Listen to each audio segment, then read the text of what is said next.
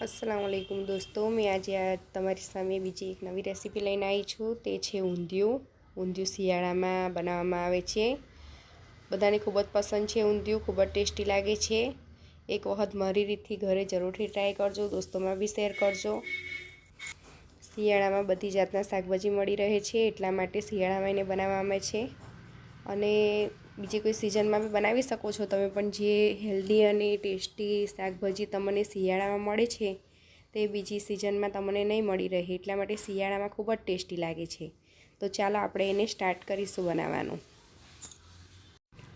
ઊંધિયું બનાવવા માટે બધી જાતના દાણાને છોલીને લઈ લીધા છે, જેનીમાં વાલોર પાપડી છે, વલોર છે, પછી તુવેરના દાણા છે, વટાણા છે, બધી રીતના મેં દાણાને છોલીને લઈ લીધા છે।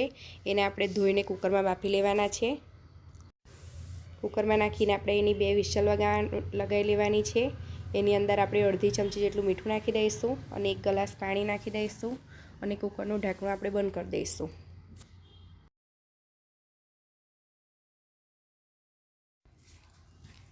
ઊંધિયામાં નાખવા માટે મૂઠિયા બનાવવાના છે, તેના માટે મેં 1 વાડકી મેથીની ભાજીને ધોઈને સમારી લીધી છે।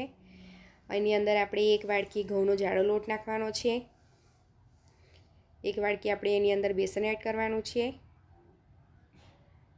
જે બેસન મેં ગોપાલનું બેસન લેવાની છું, જે તમને સરળતાથી મળી રહે છે એસએફ ટ્રેડર્સમાં। એસએફ ટ્રેડર્સ છોટાઉદેપુર પાવી જેતપુરમાં આવેલી છે। એક વખત જરૂરથી મુલાકાત લેજો, ત્યાં બધી જાતની વસ્તુ તમને કિરાણાની મળી રહે છે।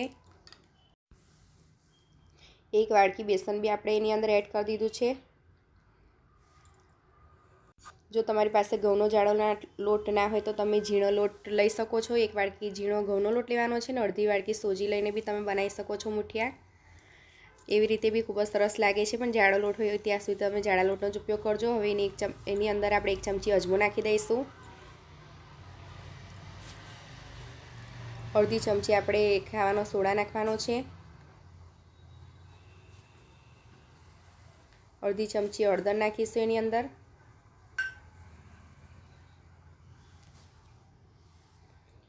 અડધી ચમચી મરચું નાખીશું। જે રીતના તમારે સ્પાઇસી જોઈતા હોય એ રીતના તમારે રાખવાના છે મૂઠિયાને।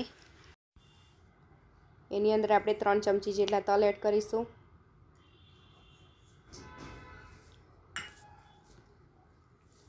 બે ચમચી જેટલી આપણે ખાંડ એડ કરી દીધી છે એની અંદર। અડધું ફાજરું આપણે લીંબુ નીચવી દેવાનું છે એની અંદર। સ્વાદ પ્રમાણે મીઠું અંદર એડ કરવાનું છે। અડધી ચમચી મેં મીઠું લીધું છે, તે અંદર નાખી દઈશું આપણે। 50 ગ્રામ જેટલું અંદર તેલ એડ કરી દેવાનું છે। હવે સરસ રીતે બધું મિક્સ કરી લઈશું આપણે મેથીની ભાજીનું બી પાણી છૂટેલું હોય છે, એટલે સૌથી પહેલાં આપણે મિક્સ કરી લેવાનું, પછી થોડું થોડું કરીને આપણે અંદર પાણી એડ કરીશું, કારણ કે તેલ બી નાખેલું છે ને એટલે એનાથી બી થોડોક ઢીલો લોટ થઈ જશે। હવે આપણે થોડું થોડું કરીને પાણી એડ કરીશું અંદર, અને આપણે કઠણ એનો લોટ બાંધી દેવાનો છે। જે રીતના આપણે રોટલીનો લોટ બાંધીએ છીએ ને એ રીતના આપણે લોટ બાંધીને એનો તૈયાર કરી દેવાનો છે। આપણો લોટ સરસ રીતે બંધાઈ ગયો છે, જોઈ શકો છો તમે કે આપણે જે રીતનો રોટલીનો લોટ બાંધીએ એ રીતનો બાંધી દીધો છે મેં। હવે એને આપણે બોલ બનાવવાના છે। તેના માટે મેં હાથને તેલવાળો કરી લીધો છે ને આ રીતે નાના નાના ગોલ બોલ બનાવી દઈશું। આ રીતે બધા બોલ તૈયાર કરી દેવાના છે। હવે આપણા દાણા બી બફાઈ ગયા છે, તમે જોઈ શકો છો કે સરસ રીતે બફાઈ ગયા છે। હવે જે આપણે બીજા શાકભાજી લીધા છે તે બી બાફવાના છે। તેના માટે મેં લીધા છે 250 ગ્રામ જેટલા ગાજર લીધા છે, 250 ગ્રામ જેટલા બટાકા લીધા છે, 250 ગ્રામ જેટલા શક્કરિયા લઈ લીધા છે। તેને બધાને આપણે સારી રીતે ધોઈ અને એને બી આપણે બાફી લેવાના છે। આપણે જે દાણા નીકાળ્યા છે તે કુકરની અંદર આપણે એની અંદર એડ કરી દીધા છે। એની અંદર બી આપણે અડધી ચમચી મીઠું નાખી દઈશું અને 1 ગ્લાસ પાણી નાખી અને એને કુકરનું ઢાંકણું બંધ કરીને આપણે એને બાફી લેવાના છે। બાજુ બોલ તળવા માટે મેં તેલ બી ગરમ કરી દીધું છે। આપણું તેલ સરસ રીતે તૈયાર થઈ ગયું છે, બોલ બની ગયા છે। તો આપણે તેલની અંદર બોલને એડ કરી દઈશું। જે આપણે મૂઠિયા બનાવ્યા છે તેને તમે મૂઠિયા જેવો આકાર બી એનો આપી શકો છો, અને બોલ બનાવ્યા હોય તો બોલ બી બનાવી શકો છો, પણ મેં બોલ બનાવી દીધા છે એના। અને મૂઠિયા જેવો તમારે આકાર આપવો હોય તો એવી રીતનો બી તમે આપી શકો છો। આ રીતે બધાને તેલની અંદર એડ કરી દેવાના છે અને સ્લો મીડિયમ ગેસ પર આપણે એને તળી લેવાના છે, જેથી કરીને અંદર કાચા ના રહે। આ રીતે ઉલટ પુલટ કરીને બધા બોલને આપણે તળી લઈશું મુઠિયાના। તમે જોઈ શકો છો કે એકદમ સરસ રીતે આપણા બોલ તળાઈ ગયા છે।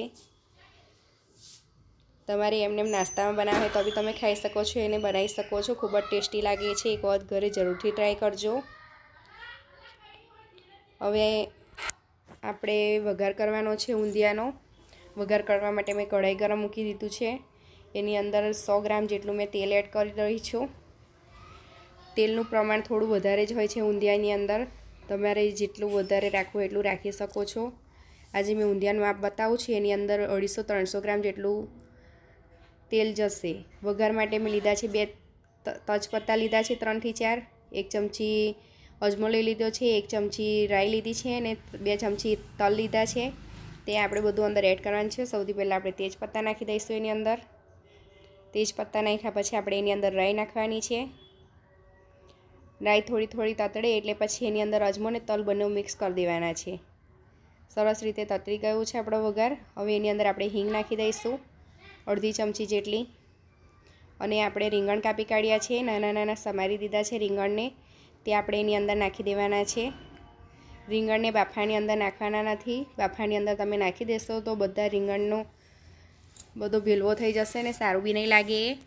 આ રીતે જ આપણે એને કરવાનું છે। એની અંદર આપણે સ્વાદ પ્રમાણે મીઠું નાખવાનું છે, 1/2 ચમચી હળદર નાખીશું અને સરસ રીતે એને હલાવી દઈશું।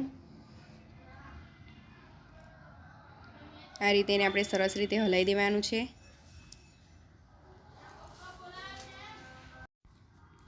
રીંગણને આપણે હલાવતા રહી 5 થી 6 મિનિટ સુધી આપણે એને ઢાંકી દઈશું ને અધકચરા એને ચડાવી લઈશું। તમે જોઈ શકો છો કે અધકચરા ચડી ગયા છે રીંગણ। હવે આપણે એક તપેલીને ગરમ મૂકી દીધી છે, એની અંદર આપણે બધા શાકભાજીને ભેગા કરી દઈશું। સૌથી પહેલાં આપણે જે દાણા બાફી લીધા છે તે નાખી દઈશું। જે શાકભાજી બાફી લીધા છે તે બી આપણે એની અંદર નાખી દેવાના છે।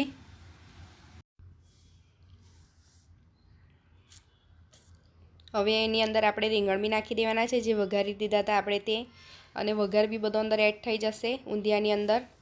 સરસ રીતે મિક્સ કરી દેવાનું છે। આ રીતે બધું મિક્સ કરી લેવાનું છે આપણે।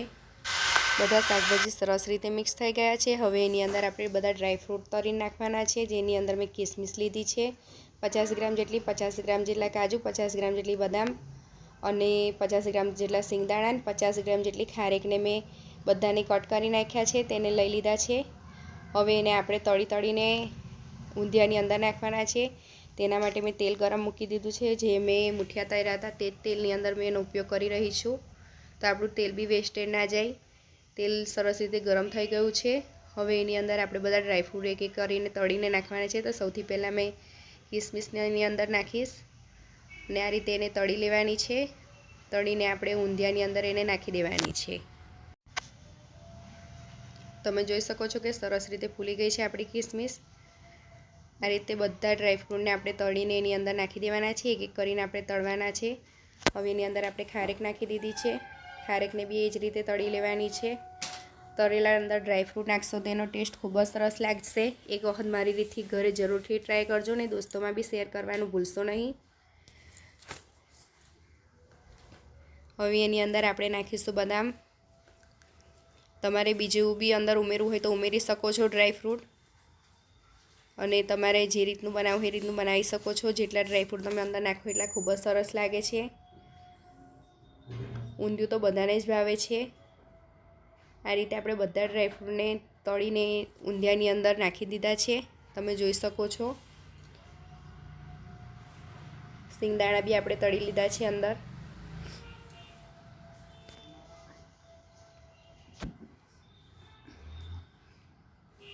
આ રીતે મારી રીતથી ઘરે એક વખત જરૂરથી ટ્રાય કરજો, ખૂબ જ સરસ લાગે છે। બિલકુલ સહેલી રીતથી તમને ઊંધિયું બનાવવાની રીત બતાવી રહી છું, બિલકુલ જ સહેલી રીત છે। બધા ડ્રાયફ્રૂટ સરસ રીતે તળાઈ નાખી દીધા છે આપણે। હવે એની અંદર આપણે 1/2 ચમચી હળદર નાખવાની છે, 2 ચમચી આપણે મરચું નાખીશું। મેં તીખું મરચું લીધું છે, તમારે જે રીતનું વાપરવું એ રીતનું તમે વાપરી શકો છો મરચું એની અંદર।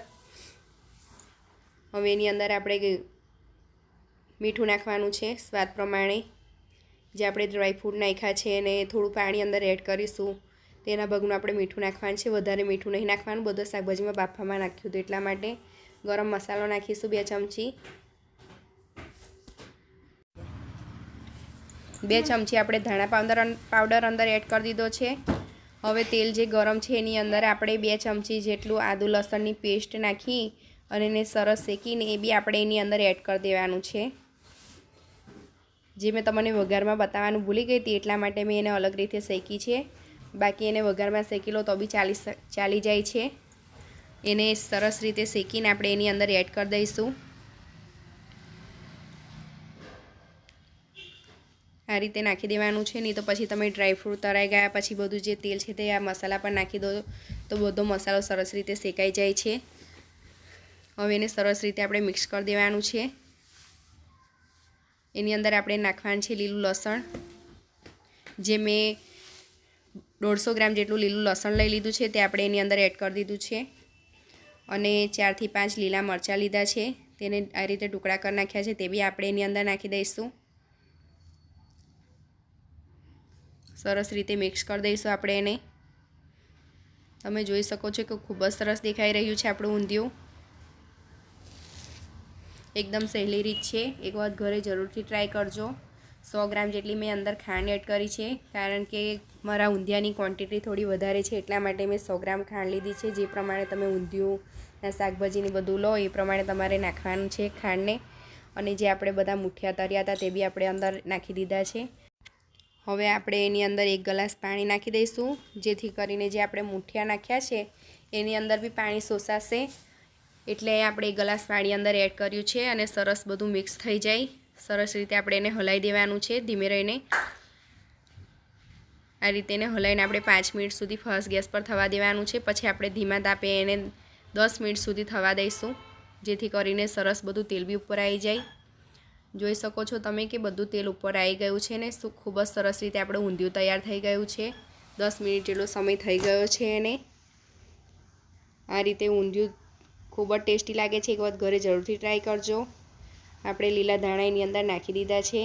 ખૂબ જ ટેસ્ટી દેખાઈ રહ્યું છે આપણું ઊંધિયું. દેખી શકો છો તમે કે ખૂબ જ લાજવાબ અને ખૂબ જ ટેસ્ટી આપણું ઊંધિયું લાગી રહ્યું છે. માશાઅલ્લાહ, એક વખત ઘરે જરૂરથી ટ્રાય કરજો. ખૂબ જ સરસ લાગે છે. જો તમારા મોંમાં પાણી આવી જાય છે, બાળકોને બી ખૂબ જ ભાવે છે. એને આપણે સર્વ કરવાનું છે. હવે એની ઉપર આપણે ઝીણી સેવ નાખીએ તો ખૂબ જ સરસ લાગે છે. અમારે ત્યાં બધાને પૂરીની સાથે ઊંધિયું વધારે ભાવે છે. તમને કોની સાથે ભાવે છે તે કોમેન્ટમાં જરૂરથી લખજો. સબસ્ક્રાઈબ કરીને બેલ આઇકન દબાવવાનું ભૂલશો નહીં અને દોસ્તોમાં શેર જરૂરથી કરજો. નવી રેસીપી સાથે ફરી મળીશું. અલ્લાહ હાફિઝ.